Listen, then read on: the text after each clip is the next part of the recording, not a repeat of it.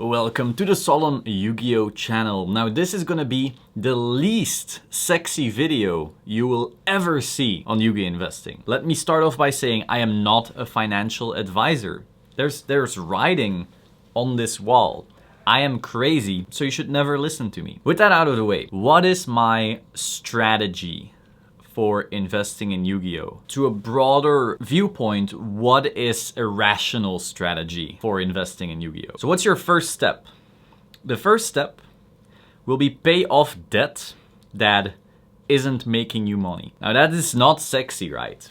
But like, what do I mean by that? Okay, if you own rental property, don't pay off that debt if like you're actually making money on the fact that you're renting and leverage, all that kind of stuff. If you know what you're doing when it comes to that, okay, ignore that advice.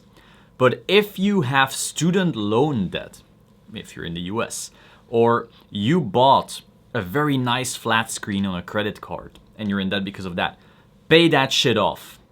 If you come to this video or watch these types of videos hoping to find the next card, and this card is $2, and next week it will be $5. So if I pump $1,000 into this card, I will have so much money. And then I'll do it again and again, and next year I'll be a millionaire. I'll be the biggest fucking pimp ever. Look, if that's the kind of shit you're hoping for, sorry, this channel is not for you. Should I buy out this card? It's currently 5 cents, but if I buy it out and relist it for $1, I'll have 20x my money once all the sales roll in. No. So you pay off your bad debt. There is no investment, legitimate investment, that will outperform the fact that you have debt. Because here's what could happen. Imagine you have $1,000, but you also have $1,000 in debt. You buy a certain card for $1,000. It's a nice PSA graded card. Whoa, cool. You invest in that card. Now suddenly the card goes down. The market goes into a recession. Not just like the Yu-Gi-Oh market, like the actual economy goes into a recession, and you lose your job, or you break a leg and you need to go to the hospital and you don't have insurance and blah blah blah. You suddenly have costs and you're like, fuck. What do I do?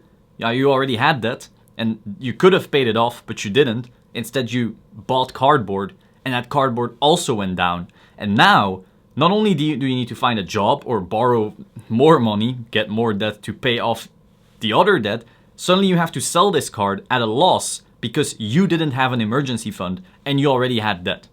See what I'm saying? You can't take massive risks on relatively speculative assets, because that is what a collectible is. Yu-Gi-Oh cards, Pokemon cards, Magic the Gathering, all of that. If you go to a financial advisor and you say, man, I'm gonna invest into this, they will fucking laugh at you. Sure, if you already have like $1 million in stocks and you go like, you know what, I'm gonna put 5,000 in Yu-Gi-Oh, they'll be like, okay, you do whatever the fuck you want. If you are in debt, pay that off first. I know it's not sexy, it's not exciting. You're not gonna triple your money in a day. It's more rational. Once again, I'm not a financial advisor. I don't know what the fuck I'm talking about. So that's the first thing. You pay off bad debt, whether it's student loans or whatever other crap you've been talked into. All of that shit, pay it off. It's more important than anything. Secondly, you build up an emergency fund. What does this mean? Well, let's say you lose your job and suddenly you now still need to eat. You can't instantly find a new job. Maybe it's an economic downturn. You don't have a job. You're totally fucked. You don't have an emergency fund. That means you probably need to get a loan to get more debt and so forth. You're gonna get in trouble. You need a fund to live off during worse times. Usually people would advise like, oh, you need 6 months. Like your income times 6 months, that is what you need. Now, because of what we figured out with a certain disease, people are saying, oh, you need 12 months. Whatever number it is, that's going to be a personal thing. And again, I can't give you financial advice, but you need some kind of fund. Why? We go into the same fucking example. You buy an SDK Blue Eyes PSA 10 first edition for 3,500. Okay? So now you own this very beautiful, cool card. You break both of your legs and you lose your job. Well, what are you gonna do? you don't have money. You can't pay hospital bills. You'll need to rake up debt. That debt will definitely outperform whatever fucking asset you bought. Let's not kid ourselves.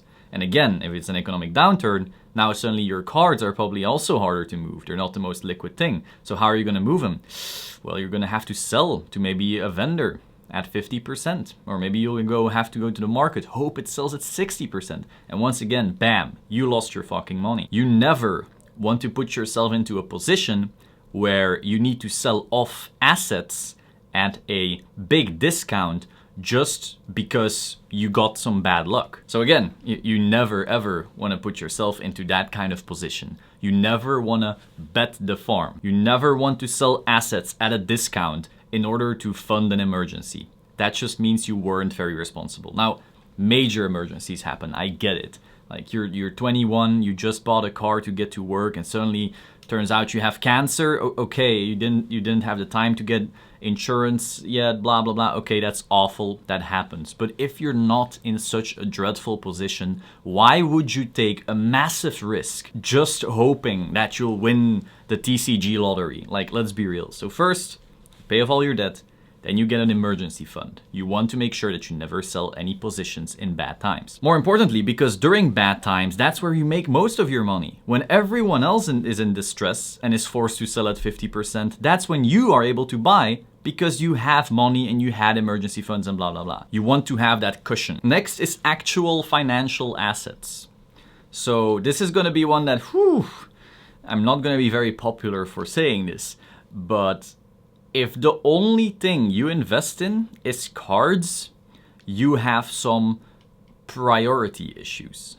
Now, I am partially at fault here as well, because my current positions are not balanced the way I would like them to be.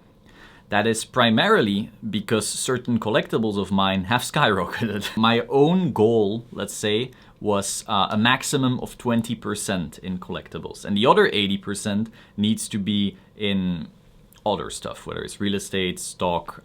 Belgians owning bonds is really stupid because we are taxed on the coupons and blah, blah. So let's not get into that. But so in general, the 80% would be a legitimate, century-proven type of assets, and then 20% would be the slightly more speculative collectibles. Because all collectibles have blown up, this little balance of mine has been thrown off. But regardless, over the coming months, I'll be sure to restructure that so everything is nice and balanced again. But as you heard, I said 20%. That means that if you only have $3,000 to your name beyond your emergency fund, so you're already a good guy, or girl, you already paid off your debt, you already have an emergency fund for the darker times, awesome.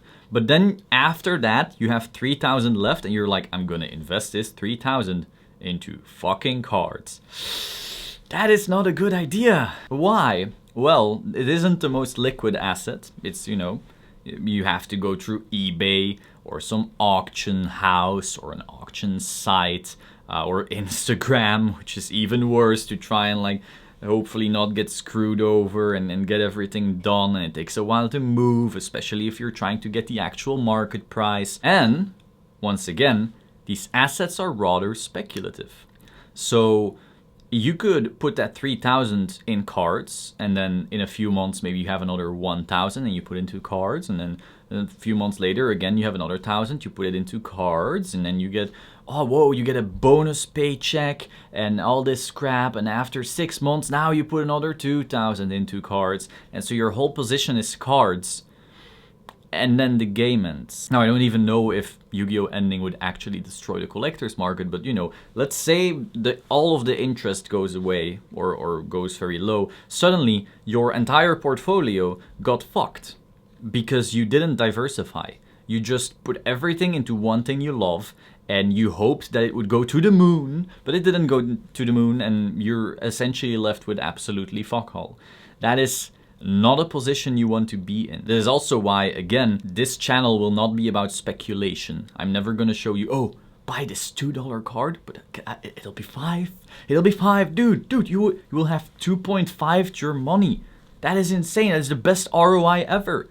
Never mind the fact that you have to spend so many hours shipping $5 cards, even if it works out for you. On those deals, you're mostly making minimum wage. But Even if it works, and often it doesn't work, that is not what this channel is about. This channel is about long term. This channel is about investing, not speculation. Investing minimum is 5-year windows. So again, given that the minimum window is 5 years, but if you're young, like I am, I'm 24, are you really gonna plan your retirement at 50, 60, or 70, whichever your goal is, around the fact that your one asset, Yugioh, is gonna live forever? That's dumb. That's real dumb. Now, that doesn't mean in the short term you can't do some speculative garbage, of course, but if that's your entire wealth, all your assets, that is dumb. Now, I'm not gonna tell you invest in this stock or this bond or blah, blah, blah. This depends on so many factors. Europeans pay completely different taxes and are allowed to do completely different things. We have different currency that we have to use to get into the exchanges and blah, blah, blah. All this kind of crap. But in general, you don't want to put all of your wealth into one asset, especially when that one asset is volatile as fuck. So coming back to what is my strategy? First of all, pay off debt. I'm Belgian, so I don't have student debt. But if you do, that's the first thing you really wanna, fix. There's other kinds of debt. Belgians can have other kinds of debt, but I don't have any. So if you have a bad type of debt, pay it off. The second thing is emergency fund. You do not want to get fucked by having to sell your assets in an economic downturn. And then after that, you invest into legitimate financial assets. Of course, once again, you don't want to bet the farm. You don't want to put all of your money into the stock market and suddenly there's a downturn. Now you're forced to sell your stock because you got laid off from your job and blah, blah, blah. So that's why solid emergency fund. You don't want to put everything into stock either, but you want some legitimate financial assets. When all of the grown up, boring, rational shit has been taken care of, then you go into the fancy collectibles. And that is my personal strategy.